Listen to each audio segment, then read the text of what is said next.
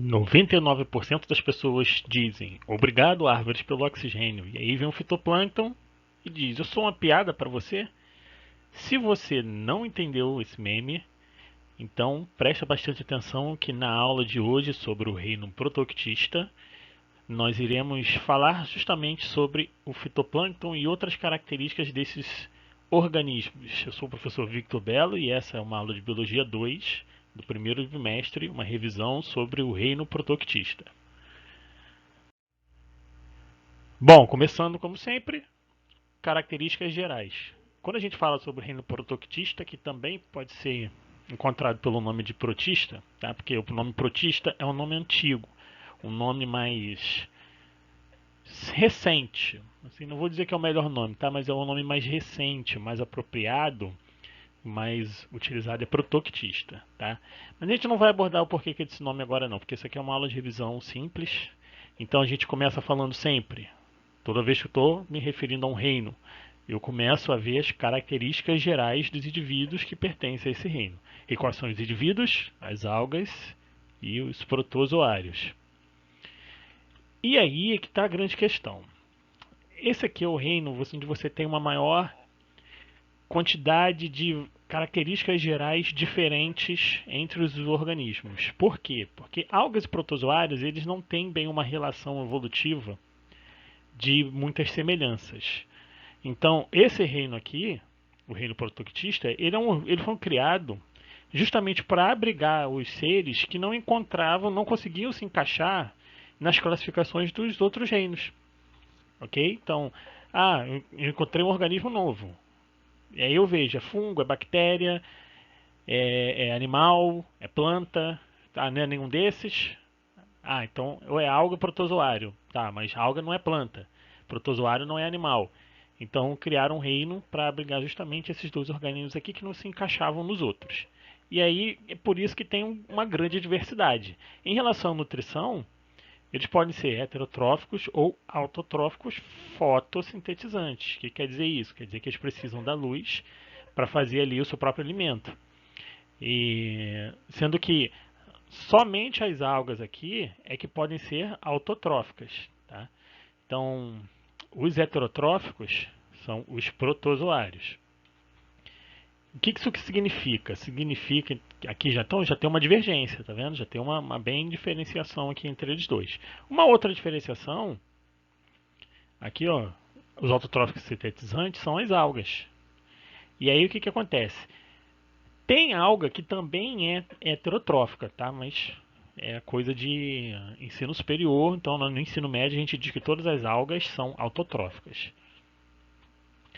Todos eles são eucariontes. Isso aqui é uma característica realmente que é incomum, tá? Então todos eles têm lá um núcleo que é circundado por uma membrana, por uma carioteca.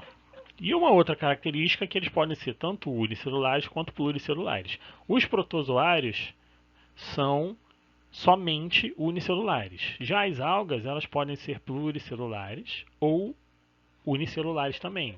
Tem alga que é uni e tem alga que é pluri. E aí que tá, os protozoários então, eles são unicelulares e heterotróficos. E as algas são unicelulares ou pluricelulares e autotróficas. Bom, tem também a questão da presença do vacúolo contrátil nos protozoários. Tá? Esse vacúolo contrátil ele é uma organela, tá lá na célula, relacionada à regulação do volume celular, que também vai interferir na osmoralidade. E aí você tem que lembrar do transporte pela membrana, que é um assunto do primeiro ano. O transporte pela membrana de água, ele está diretamente relacionado à osmose. E aí você tem que lembrar que uma célula, dependendo do meio em que ela está, ela vai ter uma tendência a absorver mais água. Ou ela vai ter uma tendência a perder mais água. Esses organismos aqui, eles fazem um controle de quanto pode perder e quanto pode absorver, justamente através dessa organela, o vacúolo contrátil.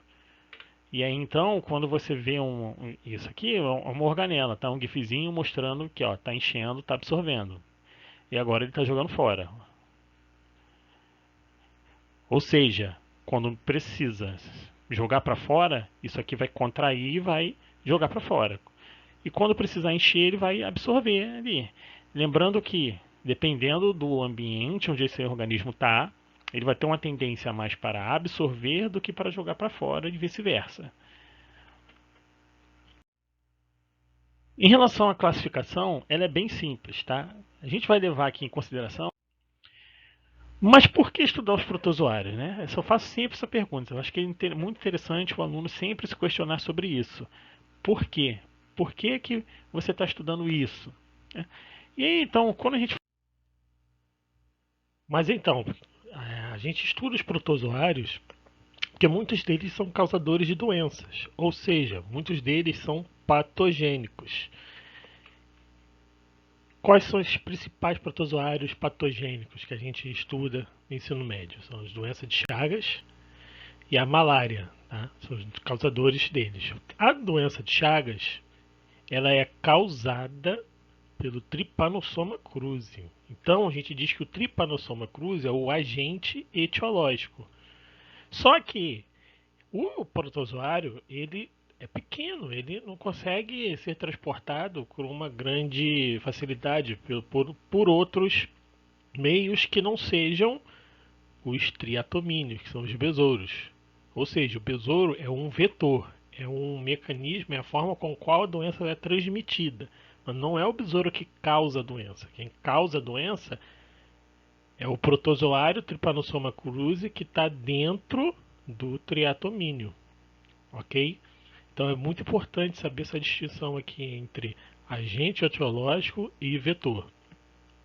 No caso da malária, você tem que pensar a mesma coisa. A gente tem um agente causador, que é o Plasmodium sp, e a gente tem um vetor, que é o mosquito Anopheles.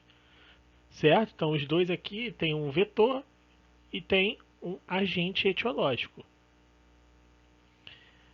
Outros exemplos de doenças são essas aqui: giardíase, leishmaniose, toxoplasmose, amebíase, balantidiose. E aí eu botei para vocês aqui os nomes específicos, os nomes científicos de cada um dos agentes etiológicos causadores das suas respectivas doenças. É importante você não ficar sabendo como é que é sintoma.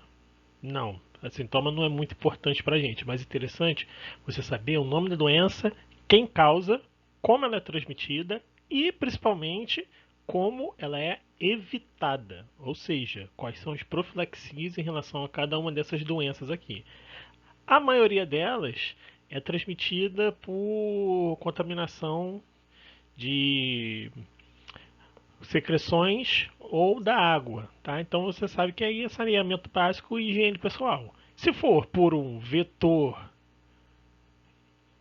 animal, é só fazer o controle populacional do animal. Então eu faço o controle populacional de triatomíneos ou o controle populacional dos anófilis aqui, no caso da doença de Chagas e da doença malária, respectivamente. Bom, aqui é um resumo do ciclo da doença de Chagas, tá? Como é que funciona? O vetor barbeiro tem lá o agente etiológico dentro dele, que é o Trypanosoma cruzi aqui. Esse Trypanosoma cruzi, com esse barbeiro, quando ele picar uma pessoa, ele acaba defecando próximo da picada. E aí a pessoa, ao coçar o local, ela acaba empurrando a fezes para o buraco que o vetor deixou na pele e acaba entrando na circulação sanguínea, do qual esse indivíduo aqui ele vai infectar algumas células e se transformar em outras. Ele vai se transformar numa forma que a gente chama de amastigota, que é a forma do qual ele vai conseguir se reproduzir dentro da pessoa. Então ele já começa a ter ali um outro estágio de infecção. E aí, a partir daqui, ele vai começar a fazer reprodução sexuada no órgão que ele invadir. Então a gente diz o seguinte: a gente diz que no humano, como a gente tem o parasita realizando a reprodução sexuada, a gente diz então que o humano é o hospedeiro definitivo, ok? O vetor ele seria então um hospedeiro intermediário apenas para que alcance o hospedeiro definitivo. Porque lembra que uma das coisas mais importantes na vida das espécies é a reprodução, a perpetuação da espécie. Então, o barbeiro ele está querendo sobreviver para se reproduzir. Então, o humano ele é o hospedeiro definitivo. Definitivo porque é ali que ele vai conseguir, de fato, perpetuar a espécie sexuadamente. Ok? E aí, então, vai invadir lá algumas células musculares do fígado. E aí ele vai começar a fazer então essa reprodução e uma outra transformação para que esse protozoário possa infectar outras pessoas, outros indivíduos. Só que para isso ele tem que ser o quê? Ele tem que ser transportado pelo barbeiro. Então uma pessoa que infectada que for picada por um barbeiro vai estar transmitindo esses protozoários para o barbeiro e aí esse barbeiro pode recomeçar o ciclo. Esse aqui é um resumo do ciclo da malária, que segue a mesma lógica. Você tem lá o mosquito, o Anopheles, que vai picar uma pessoa, né? Vai estar aqui picando a pessoa, vai estar transmitindo o parasito, então, para a circulação. Esse parasito vai penetrar no fígado, onde ele vai se desenvolver, e ali no fígado ele começa a fazer já uma transformação dessas células, e aí ele vai então é, realizar uma reprodução sexuada nas células sanguíneas. Tá? Não precisa ficar lembrando o nome dos tipos de parasita não, tá? Só precisa saber que é a espécie lá, é o plasmódio. E aí então você tem uma ruptura das células do sangue, então ele volta para a circulação, ele não está mais dentro da célula do sangue, agora ele está ali no líquido do sangue. E aí então ele vai fazer lá, ó, a sexualização de certos merozoítos, ou seja, ele vai começar a ter uma reprodução sexuada, do qual você vai ter esses parasitas se reproduzindo sexuadamente em grandes quantidades e caindo na circulação de novo. E aí, se um outro inseto vier e picar aqui, ele vai então poder recomeçar o ciclo, tá? Então você começa a ter uns níveis de infecção passando de uma pessoa para outra pessoa em ambientes que esses mosquitos são muito prevalentes. E você aí, mais uma vez, como é que eu faço o controle disso? Aí você tem que fazer, sei lá, colocar uma tela contra mosquiteiro, usar bastante repelente. Enfim, os métodos tradicionais que a gente usa para combater a mosquito, a insetos, principalmente esses aqui que são causadores de doenças. E aqui agora a gente começa a falar sobre as algas, tá? As algas, então, voltando que a gente começou a falar lá no começo desse vídeo, elas podem ser tanto unicelulares quanto pluricelulares.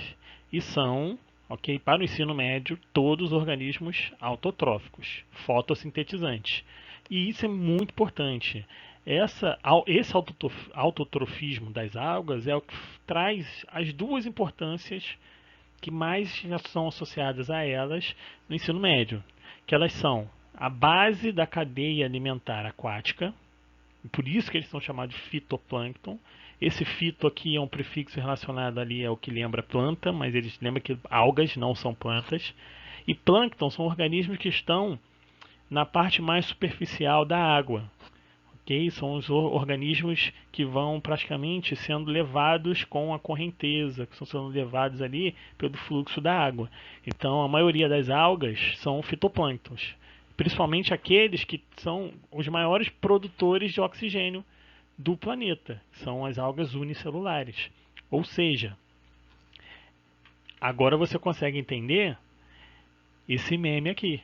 Porque quem é responsável por produzir uma grande quantidade de oxigênio, a maior quantidade de oxigênio no planeta, não são as plantas, são as algas. Por quê? Porque chega um momento na vida em que a planta, você tem que lembrar que planta também faz respiração celular. Algas também.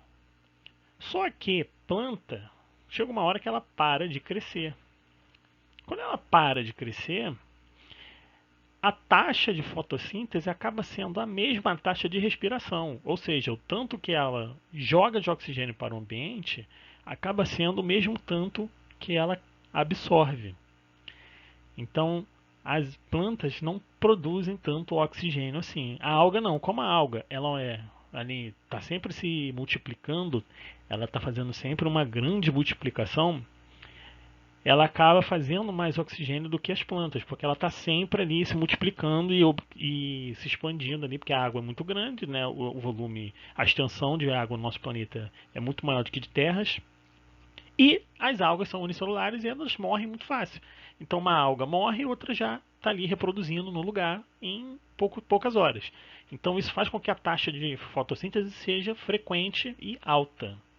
Certo? Aqui isso é um resumão básico, tá?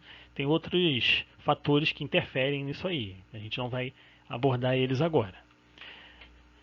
E aí a gente entra então na classificação de algas. Quando a gente fala então sobre classificação de algas, a gente vai levar primeiro aqui em consideração, a gente vai levar os pigmentos, ok? Os pigmentos. O que é um pigmento? É uma molécula, tá? Uma substância em que dá uma cor para o ambiente qual tem aquele pigmento.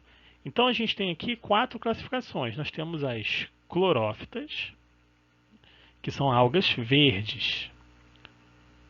Nós temos as faenófitas, que são as algas pardas. As rodófitas, que são as algas vermelhas. E as crisófitas, que são as algas douradas. Essas aqui são as classificações de acordo com o pigmento. Entretanto, a gente também tem uma outra classificação, que são as pirrófitas, que são algas de cor de fogo.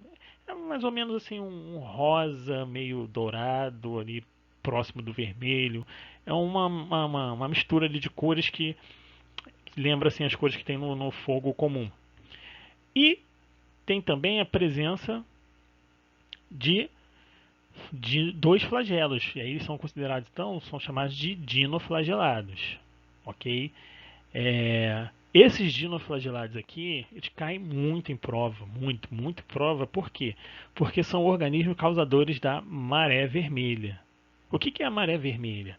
É uma condição no qual você tem uma grande multiplicação desses organismos aqui, esses dinoflagelados, e aí eles acabam fazendo com que, quando eles estão crescendo, eles acabam liberando uma substância que é tóxica para animais. Ou seja, um ambiente onde você tem uma alta multiplicação desses organismos, ele acaba ficando vermelho por causa da cor deles, tá? Meio vermelho, meio fogo assim. E isso acaba matando muitos organismos que estão ali e que são principalmente animais, tá? Peixe, molusco e entre outros, porque eles liberam essas substâncias que são tóxicas para o sistema nervoso dos organismos. Acaba causando paralisia. E tem também as euglenófitas. As euglenófitas são as algas sem parede celular. E aí a gente entra aqui então com um resumão daquelas classificações, das características gerais do que a gente estudou até agora de revisão, né? Então a gente está vendo aqui mais uma tabelinha aqui, né? A classificação aqui nessa primeira coluna da esquerda. E aí tem vírus, o reino Monera e o reino Protoctista. Aqui tem o tipo de célula, organização celular, nutrição, exemplos de indivíduos, ok? Aí quando a gente fala lá sobre a aula de fungos, vai entrar aqui mais uma característica que são os fungos. Então, galera, era isso. Essa hoje foi bem mais curto do que as outras, porque essa matéria realmente não tem tanta coisa para nós no segundo ano aqui, noção 1. Espero que vocês tenham gostado. Qualquer dúvida, já sabem onde me procurar, quando me procurar, e até a próxima.